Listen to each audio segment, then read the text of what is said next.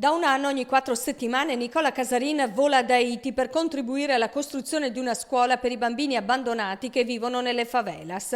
È qui che l'ingegnere ha contratto il virus Zika dopo essere stato punto da una zanzara mentre era a messa. Sin da subito si è accorto che qualcosa non andava. Il problema più fastidioso, racconta, è stato un prurito diffuso su tutto il corpo. 2 giorni dopo è rientrato in Italia e si è rivolto all'ospedale di Padova. Deve attendere che passi da solo come una normale influenza, ecco, dato che la febbre è lieve e dura poco, si tratta semplicemente di limitare la sintomatologia del prurito. Ho avuto l'accortezza di non avere contatti ravvicinati con le persone come una normale influenza. Ecco. La cosa è superata, una lieve stanchezza residua, ma niente di più.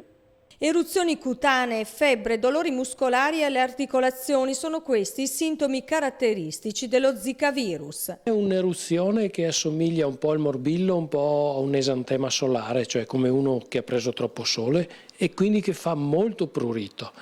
È molto prurito anche alla notte.